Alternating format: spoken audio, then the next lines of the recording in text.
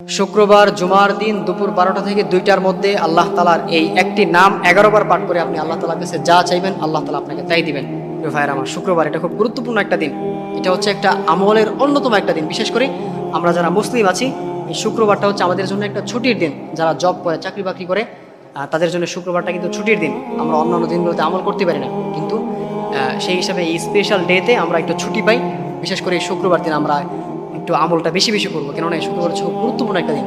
এই শুক্রবারই কিন্তু কিয়ামত হবে, শুক্রবার দিন আসরের নামাজের পরে কিয়ামত হবে। সুতরাং এই শুক্রবারে আমরা একটু বেশি বেশি আমল করার চেষ্টা করব, আমরা একটু প্রস্তুতি নেব, আমরা একটু নামাজ কালামগুলো ঠিক মতো করবো। বিশেষ করে শুক্রবার দিন, একটু জুমার দিন আমরা একটু আগে ভাগে মসজিদে গিয়ে বিশেষ করে আমরা এই আমলটা করবো 12টা থেকে 2টার মধ্যে, অর্থাৎ যে খুতবার যে টাইমটা রয়েছে এই টাইমটা হচ্ছে দোয়া কবুলের একটা অন্যতম টাইম। এই টাইমে আমরা দোয়া করবো। আমরা অনেকেই আছি যে দোয়া কবুল হয় না, অনেকেই বলেন যে দোয়া কবুল হয় না, অনেক দোয়া করি, কোনো ফায়দাই হচ্ছে না, কোনো দোয়া কবুল হচ্ছে না। যাদের দোয়া কবুল হয় না, আপনারা যদি এই আমলটা অ্যাপ্লাই করতে পারেন ইনশাআল্লাহ তাআলা আপনাদের প্রত্যেকটা দোয়া কবুল হবে। সেই আমলটা কীভাবে করবেন? আপনারা 12টা থেকে 2টার মধ্যে মসজিদে গিয়ে বসে আল্লাহ তাআলার এই একটি নামের ওসিলা করে দোয়া করবেন। সেই নামটি হচ্ছে ইয়া হাইয়্যু ইয়া কাইয়্যুম, ইয়া হাইয়্যু ইয়া কাইয়্যুম।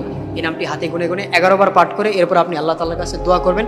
ইনশাআল্লাহ তাআলা আল্লাহ তাআলা আপনার প্রত্যেকটা দোয়া কবুল করে নেবেন। এটা আমার কথা নয়, এই বিষয়ে আল্লাহ তাআলা কোরআনে জানিয়ে দিয়েছেন, ওয়ালিল্লাহিল আসমাউল হুসনা ফাদউহু বিহা।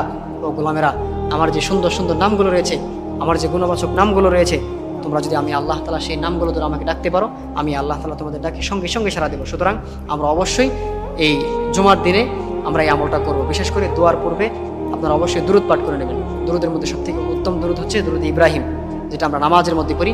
দোয়ার পূর্বে এই নামটা পড়ে, দোয়ার পূর্বে দুরূদ ইব্রাহিমটা পাঠ করে এরপর আল্লাহ তাআলার কাছে হাত তুলবেন, দেখুন আপনার দোয়াটা সাথে সাথে কবুল হবে ইনশাআল্লাহ। কেননা আপনি যখন দুরূদ ইব্রাহিম পাঠ না করেন বা আল্লাহর হাবিব সাল্লাল্লাহু আলাইহি ওয়াসাল্লামের দুরূদ পাঠ না করেন, তখন আপনার এই দোয়াটা কিন্তু পেন্ডিং অবস্থায় থেকে যায়।